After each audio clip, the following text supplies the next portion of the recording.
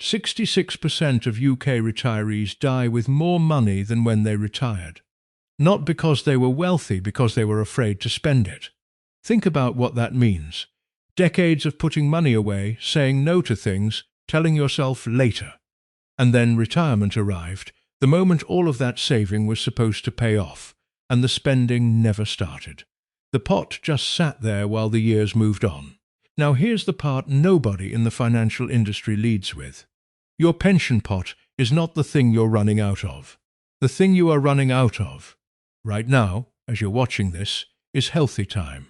The gap between what your pension statement says you have and what your body says you actually get to enjoy is the real number, and that gap is smaller than almost any retirement plan acknowledges. If you're within 10 years of retirement and you've ever caught yourself thinking, "I'll do that later," or "I'll enjoy it when things are more settled," you are exactly the person this video is for. Hit subscribe now, because I'm about to show you the maths that flips everything you've been told about spending on its head.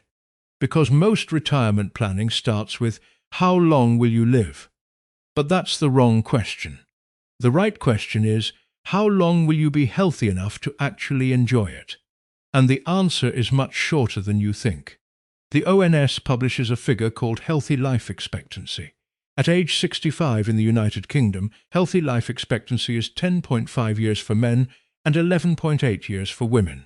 That's the average number of years a 65-year-old can expect to live in genuinely good health, not just alive, but active and mobile and able to do the things they want to do. So not 20 years, not 25, roughly a decade. Now stop and think about what your financial plan is built around. Most pension projections run to age 87 or 90. Most withdrawal rate calculators assume 25 to 30 years of retirement. There is nothing wrong with planning for longevity. You absolutely should. But here's where the standard advice quietly fails you. It plans for how long you'll live, not for how long you'll be able to live well. Financial planners call it the three-phase retirement model. The go-go years, roughly your early 60s to your early 70s, are the years when you are still healthy, still mobile, still capable of doing the things that cost money and bring real satisfaction. Travel, new hobbies, seeing family, learning something new. These years come first, and they are the most expensive phase of retirement, not the least. Then come the slow-go years. Somewhere in your mid to late 70s, energy drops. Travel gets harder. Spontaneous plans get fewer. Spending tends to fall naturally, not because you're careful, but because the options narrow. And then come the no-go years, where care costs rise and personal choices shrink, and the spending that remains is largely out of your control. The trap is this. Most people plan as though all three phases are equal. They spread the spending evenly across 30 years, when in reality the go-go years are the only window where money gives you genuine freedom. Every year you delay spending during that window is a year you cannot get back. I've watched this happen more times than I can count. Someone reaches 65 with a reasonable pot and a sensible withdrawal plan, and they spend the first 3 years of retirement being careful. I don't want to run out. I should wait until I know the markets are stable. And then at 68 or 69, something changes, a diagnosis, a fall, a health scare, and suddenly the window has closed before they ever opened it. The full new state pension in 2026 to 2027 is £12,548 a year. That's your guaranteed floor. Not quite enough on its own for a comfortable life, but not nothing either. The Pensions and Lifetime Savings Association estimates a moderate single-person retirement costs £31,300 a year in 2026. So there is a gap. But notice something. That gap is most expensive and most painful during the go-go years, when you want the experiences. In the slow-go and no-go years, the spending mix changes completely.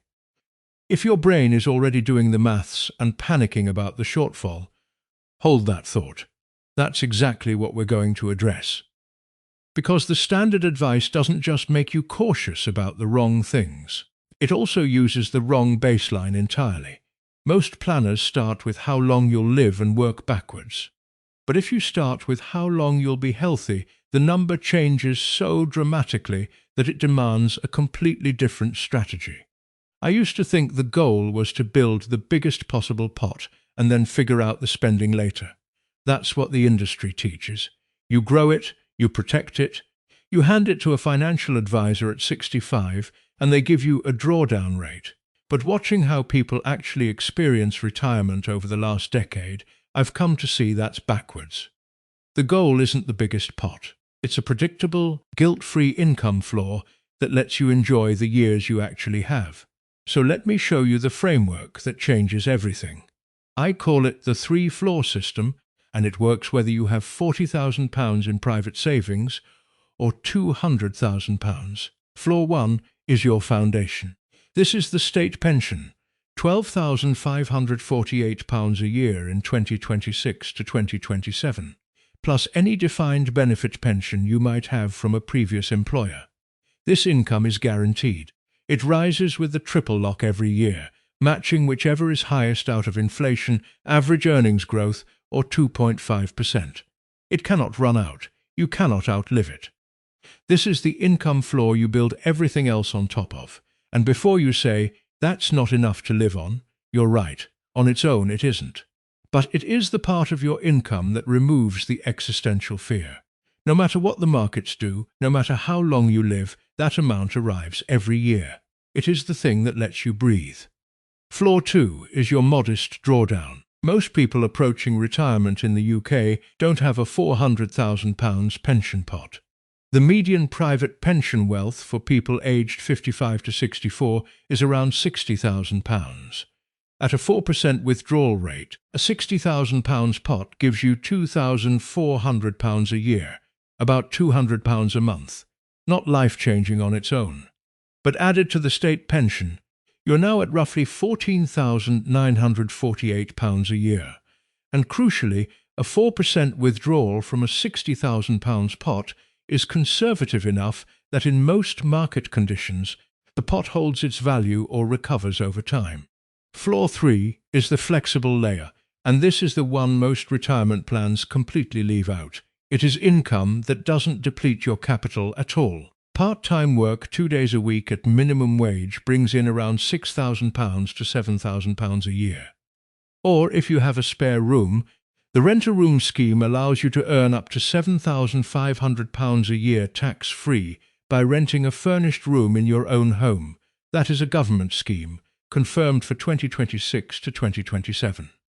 With all three floors in place, you have a structure that is genuinely different from the traditional spend-down-the-pot approach. Your guaranteed income covers the basics, your drawdown covers the extras, and your flexible layer tops it up without touching capital, which means the pot stays largely intact for longer, and the fear of running out fades. So if the three floors give you a structure, the next question is the one nobody wants to ask. What happens when health changes the plan? Because the maths works on paper until reality shows up. Every plan looks clean on paper. Let's put the three-floor system through two of the scenarios that actually keep people up at night. Scenario 1. A health shock in the go-go years. You're 67, 2 years into retirement, and you receive a diagnosis. Not life-threatening, but mobility limiting. The things you kept postponing are now genuinely out of reach. If you spent the first 2 years of retirement hoarding, keeping the pot untouched, telling yourself, I'll do it later. Later has arrived, and the window has closed. The money is still there, but what it can buy has changed permanently. You can't take the trip you kept putting off. You can't take up the hobby that required getting around. The savings are intact, but the years you were saving them for are gone. If you front-loaded the spending, if you used the go-go years for the experiences, built the workshop, took the holidays while you could, the picture is different. When the health shift comes, you reallocate. Instead of spending on travel, you spend on home adaptations and care support. The three-floor system doesn't collapse. It adjusts. And the care costs, which puts at £55,000 to £60,000 a year for residential care in the UK in 2026, are extreme. But they're what Floor 1, Floor 3, and any remaining pot are designed to absorb gradually, not all at once. Scenario 2. A market downturn in the first 3 years of retirement. A 25% fall in equities, the kind of sequence of returns risk that financial planners use to justify extreme caution. The unprepared person panics, stops spending, moves everything to cash, and locks in the loss. The recovery happens without them. But look at what the three-floor system actually does in that scenario. Floor 1, the state pension, is completely untouched by markets. It arrives the same amount regardless. Floor 2, the 4% withdrawal from a £60,000 pot is small enough that even after a 25% fall, the remaining pot is £45,000, and at 4% of the new lower value, the adjustment is £600 less a year, not a catastrophe. And if it feels tight, you temporarily increase floor 3, a few more days of part-time work or starting the rent-a-room income to bridge the gap without selling investments at a loss. Both scenarios lead to the same uncomfortable truth. Your health is the most valuable asset in your retirement plan, and it's the one most retirement plans completely ignore. So let's talk about what the data says you should actually do about it. I remember sitting with a retired teacher in Norwich who had £180,000 in her pension pot and was terrified to spend a penny of it. She'd been retired for 3 years and was eating the same meals she'd eaten on a teacher's salary, going on day trips instead of proper holidays, telling herself she was being responsible. She asked me, "What if I live to 95? I asked her, "What if you don't?" That single question stopped her cold. She took a weekend trip to the Lake District 3 weeks later. When we spoke again, she still had £175,000 because the pot had barely moved. The fear was costing her more than the spending ever would. So here are 5 concrete steps, not a philosophy, actual moves. Step 1. Get your state pension forecast tonight. Go to gov.uk and search Check Your State Pension. It takes 5 minutes and it gives you your guaranteed floor 1 income, to the penny. Most people are surprised by what they find, either higher or lower than they expected. You need to know this number before anything else. Step 2. Calculate your safe-to-spend floor. Take your state pension forecast. Add 4% of your private pension pot. Add any defined benefit income.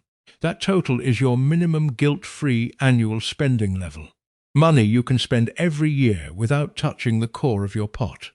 For someone with a full state pension of £12,548 and a £60,000 private pot, the floor is £14,948 a year. That is £1,245 a month they can spend without worrying. Step 3. Build one flexible income source before you need it.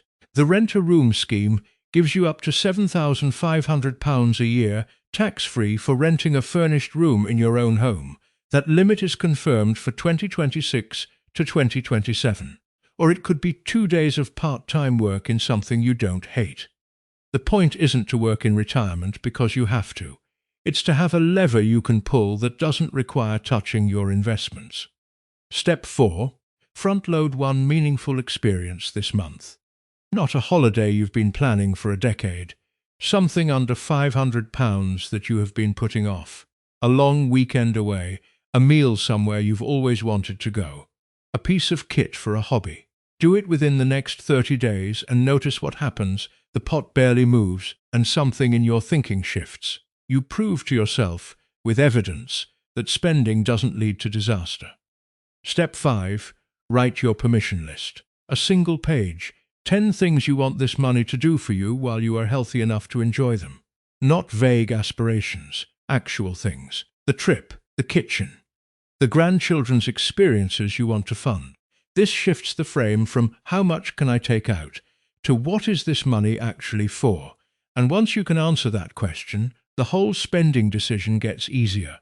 And once you've done that, there's one last piece, the psychological wall that stops most people from doing any of this, and it has nothing to do with money. I'll be honest with you. I've sat across from clients with £400,000 pots who were eating tinned soup to keep costs down. And I've sat across from clients with £80,000 pots who were living what I'd genuinely describe as the richest lives I'd seen. Not because they were careless, but because they had given themselves permission. The difference between those two groups was never the number in their pension. It was permission. So why is permission so hard to find? There's a specific psychological mechanism at work here, and it has a name: loss aversion. Behavioral research has consistently shown that the pain of losing £100 feels roughly twice as powerful as the pleasure of gaining the same amount. That asymmetry is hardwired into how we all make decisions. And in retirement, that asymmetry is working directly against you. When you spend money, your brain registers it as a loss, even when the spending is exactly what the money was saved for. The pot goes down, and something in you winces. Whereas the experiences, the trips, the time with people you love, those don't register as gains in the same way. So the brain keeps saying, hold on, even when holding on is the actual mistake.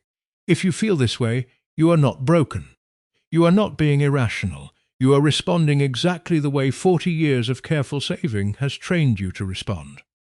But the rules have changed. The conditioning that served you brilliantly while you were building the pot is now working against you when it matters most. The reframe is simple, though simple doesn't mean easy. Instead of asking, will I have enough? Ask, will I have enough to enjoy what matters? Those two questions sound similar, but they point in completely different directions. One focuses on the pot, the other focuses on your life. Start small. This month, spend £100 on something you would normally deny yourself. Not a holiday, a dinner you've been meaning to book, a train ticket to see someone, a book you've been putting off. Notice what happens to the pot, and then notice what happens to your thinking when you see that the pot survives just fine. So let's bring this together. You have roughly a decade of genuinely healthy retirement years. Not 20, not 30. A decade. The 3-floor system, your guaranteed state pension as the foundation, a modest 4% drawdown from your private pot, and a flexible income layer that doesn't touch your capital, gives you a structure that lets you spend the go-go years with confidence and survive the slow-go and no-go years without panic. You don't need a £500,000 pot to make this work. You need a floor you can trust, a withdrawal rate that's conservative, and permission. You spent 40 years building this. You are allowed to use it. The gift isn't the money, it's the time you have left to enjoy it. And the best day to start opening it was yesterday. The second best day is today. If this video gave you permission to do one thing you've been putting off, subscribe now, because there's a whole community of people here learning to do exactly the same thing.